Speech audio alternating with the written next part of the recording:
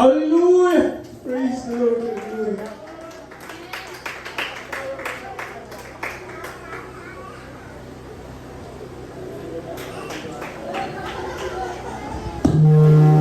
Praise the Lord. Mga Panginoon, maraming salamat. Maraming salamat po sa patnubay mo sa aming kapatid. Hallelujah. Praise the Lord. Tunay na kapulit po yung dakilang mapangyari pangalan Panginoon. Ang lahat ng kapurian, kadakilaan at pasasalamat ay tanging sa ating pinakamamahal na Jesus pa lamang. Hallelujah, praise the Lord. Hallelujah, praise the Lord. God bless po, beloved sisters, sa buhay na patuto. Mga minamahal sa bilang isang Kristiyano, mga minamahal, nandiyan din yung tunay na mararamdaman natin yung paghihina ng ating pananampalataya. Minsan makakaramdam tayo ng medyo katamaran sa pagdalo. Gagawa tayo ng dahilan. Mga minamahal, naging karanasan ko din yan. Hallelujah. Sa mga problema, suliranin sa sariling buhay,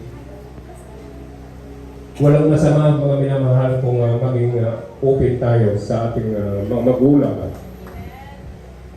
Maliban sa mahal na Panginoon, una sa ating mahal na Panginoon, makikipag-usap tayo sa Kanya sa tuwing magkakaroon tayo ng pagkakataon na tahimik ang paligid.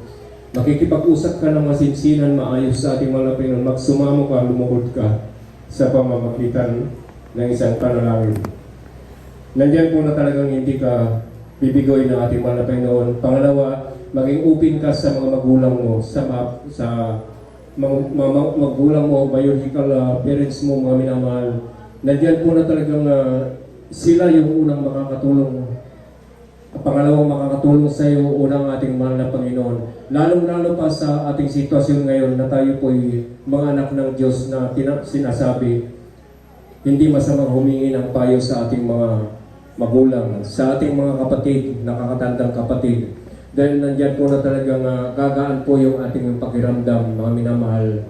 Nandyan po na talagang, tunay po na talagang mararanasan natin yan, mga minamahal. Subalit nandyan po na talagang pinagpala pa rin siya ng ating pinakamamahal na Panginoon. Ang kanyang mga problema, ang kanyang insomnia, mga minamahal. Nandyan po na talagang instead na bibili ng gamot, kinabukasan may gawain, pinatulog ng mahimbing ng mahal na Panginoon. Siguro nandyan po na talagang sabi ng mahal na Panginoon, nandyan na pinatulog na kita ng maayos, aalis ka pa sa araw ng gawain. Nandyan po na talagang pinakamahalaga kasi itong oras at araw ng gawain natin, mga minamahal, na talagang kailangan lahat ng mga anak ng Diyos nandito sa pananambahan, isang banal na lugar, mga minamahal. Banal na pananambahan, bahay panambahan, mga minamahal. At tayo tuloy na po, mga minamahal. Pansamantala natin ulit putulin ang mga buhay na patuto at ating pagkakalupang pagkakataon sa ating mga anak na magkaalay ng ating ng paboring awitin sa ating mahal na Panginoong Isus. Hallelujah, praise the Lord. At tayo po ito pa yung lahat, mga minamahal, at ating samahan ang ating mga beloved Children's Choir sa kanilang papuring awitin, mga minamahal.